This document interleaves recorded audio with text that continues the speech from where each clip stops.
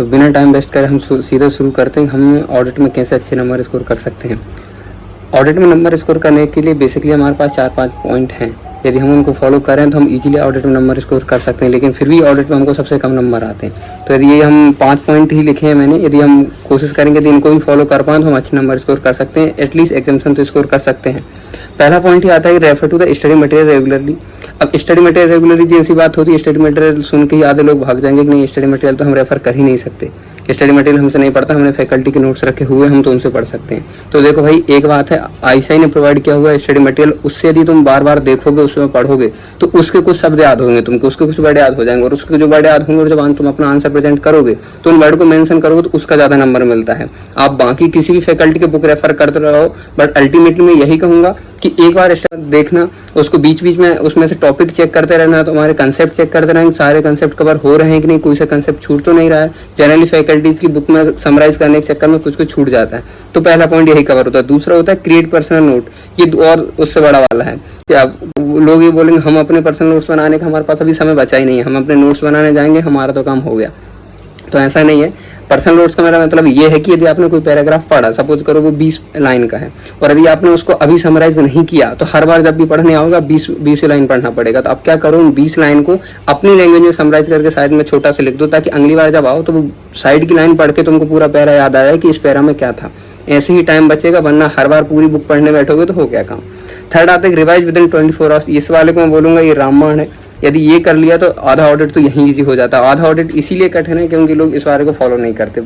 ये है कि revise within 24 hours. Revise within 24 hour का मतलब होता है आपने एक चैप्टर पढ़ा, आपने उसको 2 घंटे यदि टाइम दिया, 2 घंटे में आपने उसको कवर कर लिया, तो अब उसको ना 24 आवर मतलब एक खत्म होने से पहले आप उसको रिवाइज कर लो, एक बार उसको देख लो। अब इतना बोलेंगे कि अरे हमको समय नहीं मिलता, उसको कैसे रिवाइज कर लें। आप उसको 10 मिनट भी दो, 15 मिनट दो, पर एक बार जरूर रिवाइज कर लो, क्योंकि यही एक तरीका है जिससे दिमाग में पॉइंट रह सकते हैं, रिवाइज रह सकता है। और मोस्ट इंपोर्टेंट कहें टेक्निक ये है कि आप उसको बार बार रिवाइज करो। बार बार रिवाइज करोगे दिमाग में अपने आप वर्ड बैठ जाएंगे, अदरवाइज ऑडिट के वर्ड बैठेंगे नहीं।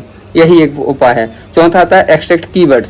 कीवर्ड्स मतलब भाई आप बोला कोई पैरा है तो ये सिर्फ ये नहीं कि उसको समरी बना के खुद की लेमन लैंग्वेज में लिख लिया अपन ने, उसमें से अपने क्या कहना है कुछ तो वर्ड एटलीस्ट उठाने हैं, ताकि यदि उस पे से क्वेश्चन आए तो सबसे पहले वो वर्ड फेंक के मारो, वो लिख दोगे, फिर उसके बाद अपना जो आ रहा है वो लिखने लगो। ये वर्ड जरूर नहीं कि उसी आंसर में लिखें। ऑडिट में बहुत सारे ऐसे वर्ड हैं यदि हम जिनको याद भी कर लिए तो हम उनको बहुत सारी जगह बहुत सारे आंसर उन्हीं को बार बार मेंशन कर सकते हैं, तो ये वाला बहुत हेल्प करता है।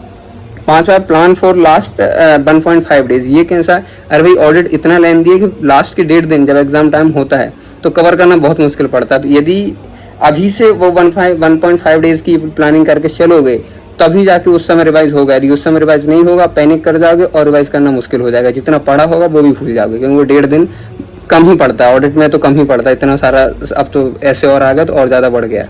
तो इसके लिए आपको क्या करना पड़ेगा, अभी से हर चीज में अपना टाइम रिड्यूस करते जाओ। जैसे एक बार एक चैप्टर को 2 घंटे में पढ़ा, अगली बार रिवीजन उसका 2 घंटे में नहीं होना चाहिए, अगली बार उसका 1.5 घंटे में होना चाहिए।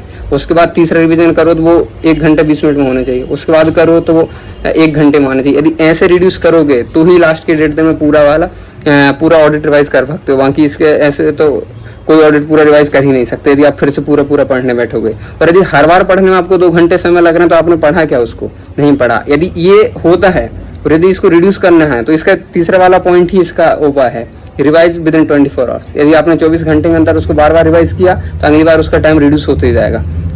सारे पॉइंट जो हमने डिस्कस किए ये सारे बहुत बेसिक हैं, लेकिन मैंने इन्हीं पॉइंट को यूज करके बिना ऑडिट में किसी की क्लास किए अभी लास्ट टाइम पे May 24 में 62 मार्क्स स्कोर किए ऑडिट में ही।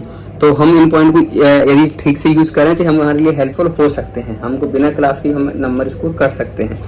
Thanks for watching, stay tuned.